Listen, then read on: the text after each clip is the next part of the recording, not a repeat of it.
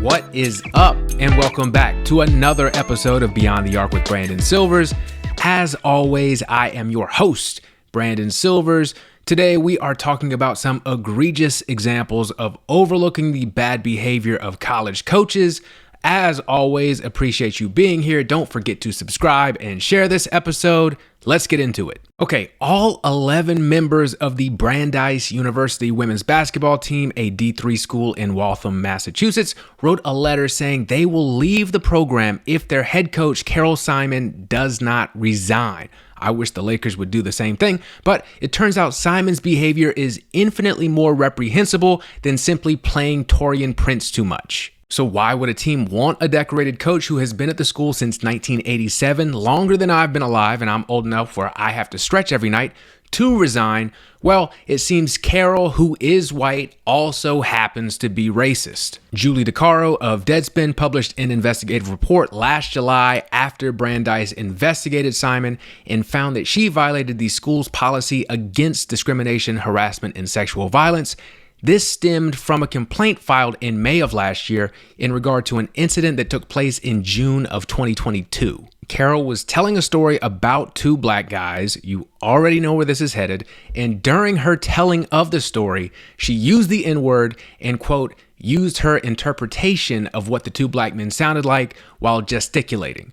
The witness confronted her about this because that's wild as hell, and Simon defended herself by saying that she was, quote, just telling a story. She also refused to apologize, which I know is shocking, choosing instead to just repeat, I hear you. There must be some sort of manual for racism because both of these moves are textbook.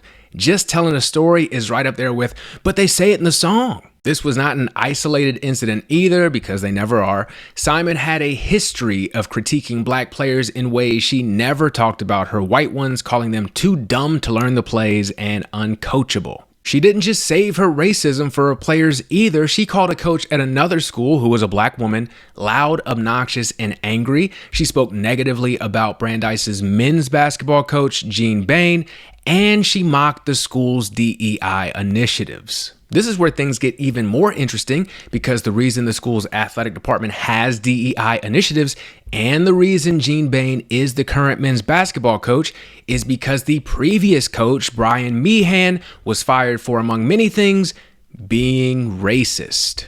In fact, in 2018, Deadspin released an investigation about his actions, this time by Nick Martin, and whoa, buddy, was it remarkably similar to the current story. Meehan, who was hired in 2003, had also been pretty successful in his own right until about 2013, when he suddenly started having trouble both recruiting talented players to come play for him and losing the ones he did manage to get to other schools after a year or two in the program.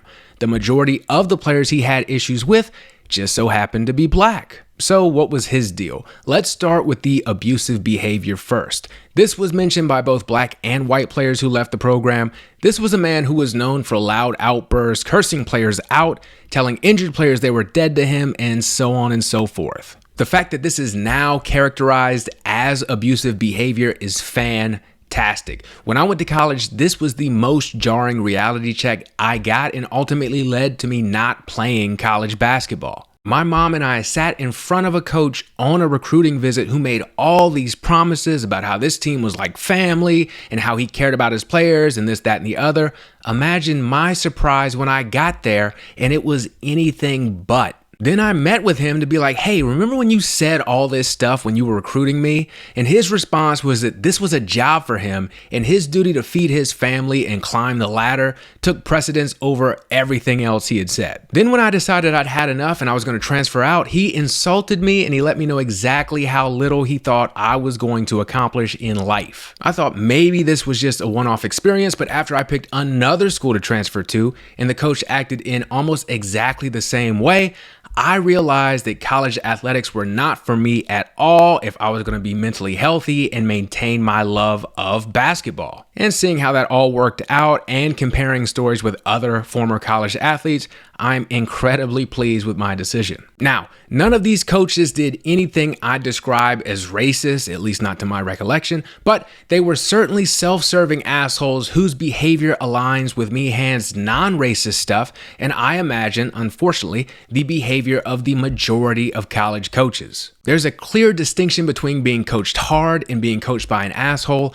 I always loved being coached hard. My favorite coach ever is Herbert Johnson. We had disagreements, we yelled at each other, but there was a respect there, and nobody has ever coached me harder. This man coached champions at every level, Olympians. He kicked my ass past what I thought I was capable of doing, past what these other coaches got out of me, and made me a better athlete and person, physically and mentally stronger. You're supposed to push your athletes to the limit. You're not supposed to pretend you're doing that by disrespecting them. Now, back to Meehan. Not only were black players more likely to either quit or be cut, but he also had a way of just being flat out racist. In 2015, 3 black players were sitting beside each other on the bench. Meehan walked up, asked one of them to cover their mouth, another to cover his eyes, and another to cover his ears. Then he told them they looked like the monkey emojis. Then, during a drill in 2017, a black player switched his reversible practice jersey to the white side for a drill. Meehan told him that finally being white must be a dream come true for him. So, a very clear pattern is developing of him being racist and incredibly corny. Then, in 2018, he had 2 separate incidents with a player from Africa. One where he told him that he would, quote, ship him back to Africa, and another where he was looking for a place to sit, looked at the player and said, quote, I don't want to sit next to him because I'll get Ebola. These 2018 comments happened after an investigation into his previous incidents had already been completed. The incident that sparked that investigation takes us right back to what's going on with the women's team today. In addition to the racism and abuse, Meehan also practiced nepotism by treating his sons better than his other players, both black and white, in spite of the fact that his sons were apparently sorry. During their senior day game in 2017, the opposing team got a technical foul. Brandeis' best free throw shooter, a senior, stepped up to the line to take the free throws before Meehan waved him off so his son could shoot him. The player let Meehan know he was unhappy about this, especially on senior day with his family in the crowd, and Meehan's son went 1 for 2 because ball don't lie. Meehan snapped and began loudly cursing the player out in front of everyone there, including Brandeis' athletic director, Lynn Dempsey. Dempsey had been fielding complaints about Meehan for years, but had done nothing to that point because Meehan was a good friend of hers. Now, Meehan was finally fired, but Dempsey was not. She was merely demoted for her role in enabling Meehan's abusive and racist behavior. Her current position, Associate Director of Athletics, is hardly a demotion at all. In fact, it puts her in a position where any student looking to complain about Carol Simon's behavior would have to go through Dempsey first. If that's not ridiculous enough, Dempsey is actually one of Simon's former players and still refers to her as coach, even though she's technically her superior. So, yeah, it doesn't seem like the administration at Brandeis is particularly good at learning from their mistakes. Simon was suspended all of last season but reinstated last month, which is what prompted players to take this action. Every part of this story is ridiculous, but one thing I can't figure out is why Brandeis is so slow to handle these issues. Can you not find coaches who can manage to at least not be outwardly racist? Are the men's and women's basketball programs that important to the university? No athlete at any level should have to put up with this behavior, but it's extra absurd that we're talking about Division III athletes. Now, if you're on a college sports team, you are highly talented, do not get me wrong. But how much money is a Division III sport bringing in? They don't even offer athletic scholarships at the Division III level. Winning brings prestige to schools at any level, but I don't know anything about Brandeis' winning ways, just that they hire and empower racists. Is there any amount of winning that can cancel that out? Adolph Rupp won 4 national titles at Kentucky, and I had to look that up because the only thing I think of when I hear his name is that he was so racist, he didn't even start going by his middle name. Disney made a movie about his racism. My bigger concern is that if we're sweeping this kind of behavior under the rug at the D3 or even D2 level where I played at, then what are coaches and administrators at higher levels where even more is at stake getting away with? And how much of the pushback from coaches about players gaining power through the transfer portal and NIL has to do with the so-called integrity of college athletics versus a shifting power dynamic that no longer allows them to get away with these types of abuses? One final note on this story that I found amusing: Guess what the nickname is for Brandeis athletic teams? What would be the perfect mascot for a school where people in authority wield their power to disproportionately treat black people worse? That's right, they are the Brandeis Judges. Okay, moving on to something a little bit lighter that I have to get off my chest. Watching the NBA playoffs, and it's still early, but I'd be lying if some of the action didn't have my confidence shook because some of these teams didn't act the way my power rankings said they should have been acting. However, I'd like to take this moment to spin that by saying I wasn't wrong.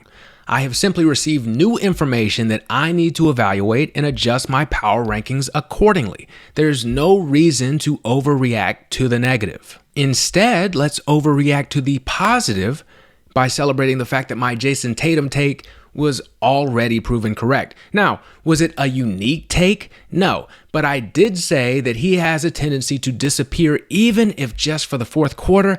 In Game 2 at home against the Heat without Jimmy Butler, he did just that. Quality analysis. Now, on to what is irritating me. Something I've noticed watching these games is players refusing to take those half or full court heaves at the end of quarters. This has been an issue in the regular season, and that's ridiculous enough, but the fact that it's now seeped into the postseason blows my mind. First of all, I've heard all the arguments for why players don't do it during the regular season. They don't want to lower their shooting percentages since stats are tied into contracts, blah, blah, blah. Well, guess what? We have tracking data now for these heaves, so I'm fairly certain whatever field goal percentage clause you put in your contract can also say field goal percentage or 3-point field goal percentage, not counting end of quarter heaves. But hey, you're some guy trying to milk every last penny out of your contract by not taking a literal handful of extra shots a year. Go nuts. You are costing your team though, which is why it's so ridiculous to do in the playoffs when you're competing for a title. The goal on offense is to get your team the best shot available and then take that shot in the hopes of making it. If you catch the ball with a second left in the first quarter, 75 feet away from the basket, then guess what your best shot is? It doesn't matter how low your chances of making it are. It only matters that you have a non-zero chance to make it. It's the best shot available, even if that's because it's the only shot you can take. You can score 3 points.